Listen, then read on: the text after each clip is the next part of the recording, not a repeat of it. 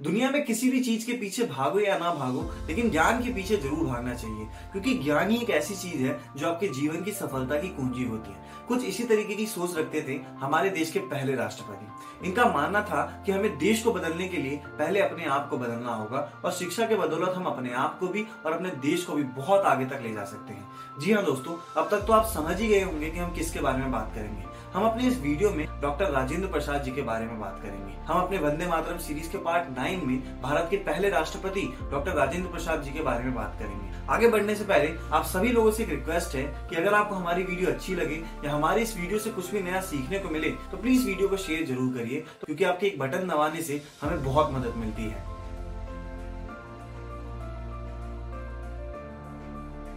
तो चलिए दोस्तों, इस कहानी की शुरुआत करते हैं। इस कहानी की शुरुआत 3 दिसंबर 1884 को बिहार के सिवान डिस्ट्रिक्ट में हुआ था, जब हमारे देश के पहले राष्ट्रपति डॉक्टर राजेंद्र प्रसाद जी का जन्म हुआ था। इनके पिताजी का नाम महादेव सहाय है, जिसका संस्कृत लैंग्वेज और फारसी लैंग्वेज में बहुत ज्यादा ज्ञान था, और इनकी माता जी का नाम कमलेश्वरी देवी है, जो कि एक बहुत ही रिलीजियस लेडी थी। घर में राजेंद्र प्रसाद जी के अलावा उनका एक बड़ा भाई और उनकी 4 बहनें भी थी। बहुत ही कम उम्र में राजेंद्र प्रसाद जी की मां का देहांत हो गया था, जिसके बाद उनका पूरा पालन पोषण उनकी बहन द्वारा ही किया गया। 5 साल की उम्र में राजेंद्र प्रसाद जी को एक मौलवी के पास भेज दिया गया था और उन्हें बोल दिया गया था कि अब इसके जीवन का पूरा मार्गदर्शक आप ही करिए। और तब से लेके भारत के पहले राष्ट्रपति बनने तक राजेंद्र प्रसाद जी ने कभी भी पीछे मुड़ के नहीं देखा और हमेशा वो आगे ही बढ़ते रहे। इनकी शुरुआती पढ़ाई के बारे में बात करें तो इनकी शुरुआती पढ़ाई बिहार के छपरा डिस्ट्रिक्ट स्कूल में हुआ था, लेकिन 12 साल की उम्र में ही डॉक्टर राजेंद्र प्रसाद जी की शादी राजवंशी देवी जी से करवा दी गई थी। ऐसा इसलिए क्योंकि उस समय बाल विवाह बहुत ही ज्यादा चला करता था, लेकिन डॉक्टर राजेंद्र प्रसाद जी को तो पढ़ना था, क्योंकि उनका पढ़ाई में बहुत ही ज्यादा लगन था। इसलिए वो अपने बड़े भाई महेंद्र प्रसाद जी के साथ टीके घोष एकेडमी में गए, वहां पे एंट्रेंस दिया और वहां पर भी उन्होंने टॉप किया, और इसी वजह से उन्हें स्कॉलरशिप के तौर पर महीने 30 रुपए मिलता था, जो कि उस समय बहुत ही बड़ी बात हो करती थी। इससे हमें ये पता चलता है कि राजेंद्र प्रसाद जी का IQ लेवल शुरुआत से ही बहुत ही ज्यादा हाई था। उसके बाद उन्होंने भारत के सबसे बड़े कॉलेज प्रेसिडेंसी कॉलेज में एडमिशन ले लिया।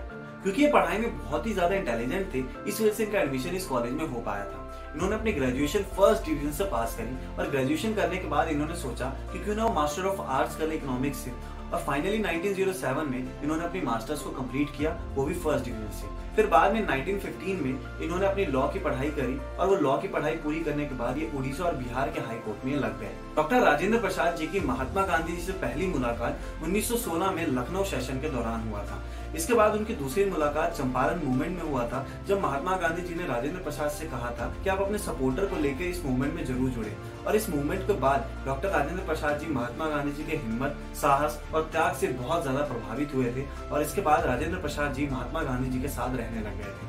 महात्मा गांधी जी ने बहुत ही ज्यादा हिम्मत वाले काम दिखाया और राजेंद्र प्रसाद जी से काफी ज्यादा प्रभावित हुए, इसलिए 1920 में नॉन कोऑपरेशन मूवमेंट के दौरान राजेंद्र प्रसाद जी ने अपने लॉ के करियर को पूरी तरीके से छोड़ दिया था। इसके बाद 1930 में नमक सत्याग्रह के दौरान राजेंद्र प्रसाद जी को गिरफ्तार कर लिया गया था, और उसके बाद जब वो जेल से निकाले गए, उसके बाद उन्हें इंडियन नेशनल कांग्रेस के बॉम्बे सेशन का प्रेसिडेंट बनाया गया था। डॉक्टर राजेंद्र प्रसाद जी को 1939 में सुभाष चंद्र बोस जी का अचानक से इस्तीफा देने के बाद कांग्रेस का प्रेसिडेंट पद के लिए चुना गया, और वो इस पद पे एक बार नहीं रहे, कई बार इस पद के लिए उन्हें चुना गया था। 1942 में भारत छोड़ो आंदोलन में भी डॉक्टर राजेंद्र प्रसाद जी ने बहुत ही बढ़ चढ़ के हिस्सा लिया था, और इसी वजह से उन्हें कई टाइम तक के लिए नजरबंद भी रखा गया था। लेकिन डॉक्टर राजेंद्र प्रसाद जैसे कई सारे फ्रीडम फाइटर्स ने साथ में मिलकर बहुत सारी मेहनत करके भारत को 1947 में आजादी दिलाई। लेकिन 1946 में भारत में एक संविधान सभा बनाया गया, जिसकी ये जिम्मेदारी थी कि वो भारत में संविधान को स्टैब्लिश करे, और इसके प्रेसिडेंट बनाए गए डॉक्टर राजेंद्र प्रसाद जी ने।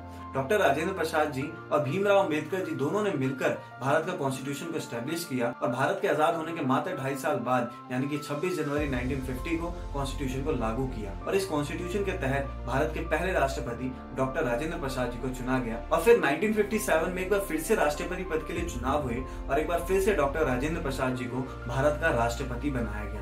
डॉक्टर राजेंद्र प्रसाद जी ने भारत के लिए बहुत कुछ किया है। अगर डॉक्टर राजेंद्र प्रसाद जी नहीं होते तो शायद ही हमारा भारत आजादी की लड़ाई लड़ पाता, और शायद ही हमारे भारत का इतना मजबूत कॉन्स्टिट्यूशन बन पाता। डॉक्टर राजेंद्र प्रसाद जी और भीमराव अंबेडकर जी ने दोनों ने मिलकर बहुत मेहनत करी, और इसी वजह से भारत का इतना मजबूत संविधान भी बन पाया।